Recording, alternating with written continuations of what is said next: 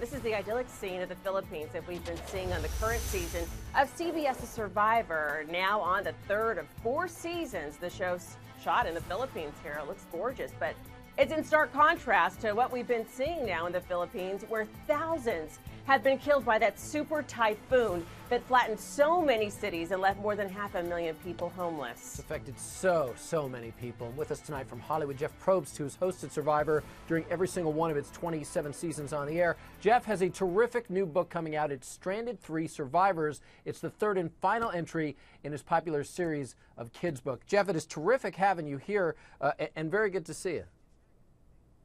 It's nice to be here. Unfortunately, your lead story about the Philippines is a really emotional, has a lot of baggage for me because I've spent over the last 2 years 8 months in the Philippines. And while we didn't shoot in that exact area, there is such a sense of community in that country because it's an island community that it feels as though, it's impacting the people that I worked with for so long.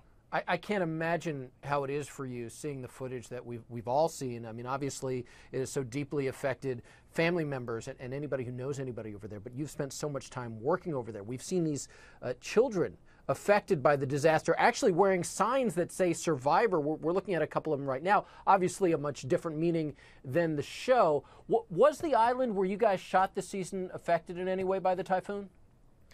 No, I don't think so. We were at the northern tip, and this is a little more in the middle. But if you think of the Philippines geographically, it feels enormous because there are like 7,000 islands.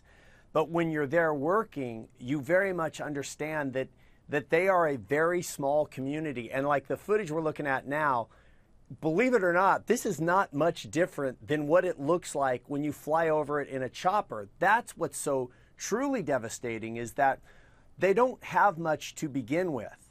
They really live. It was not uncommon when we would go through the villages to see people in a tin shack with wood on the side and maybe a fire burning inside and a clothesline with a few shirts on it. That was their daily life, and you wouldn't know anything was not okay because everybody had this joy in their heart. But when you take that very little bit they have away and you combine it with all of this disaster, now you have just a major catastrophe, and rebuilding that's going to be enormous. Yeah, obviously so much work is needed to get done as time rolls on, but work is needed right now, getting people the very basic necessities. And I wasn't at all surprised to see that you and some other Survivor stars participated in a terrific telethon to benefit the victims of the typhoon. How were you guys able to pull that together so quickly, and how has that gone in terms of raising the much needed funds? I got to say, that is CBS, and I don't say that because I work for them. Every time something happens, there's an email faster than it's almost the story is on the air. There is an email from CBS saying, all right, we're organizing something. This is what's going to happen. And Survivor has always been connected to the communities we go to. So we even have our own internal stuff that we're doing with the doctors we've worked with there who are on the ground, and we're helping support them. But this is CBS knowing they have a big brand in Survivor that has benefited from this community, and they want to help. So yeah, we've been on the telethon raising money, answering phones. We have a PSA running tonight during Survivor to help bring more awareness.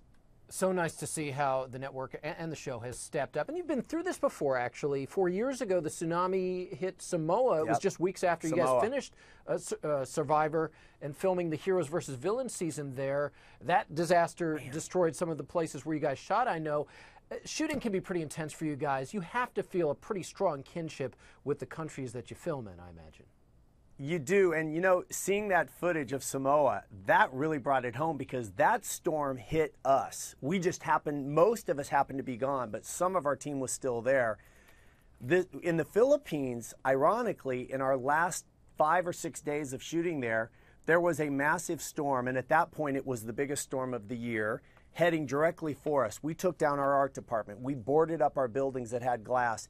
We were prepared. We had an evacuation plan. And at the last minute, the storm missed us. But I spent a lot of time looking at maps and thinking about what we're going to do if it does hit us. And then to come home and 2 months later, an even bigger storm ripped through there. I feel an unusual identity to what's going on. I think my headspace is right there.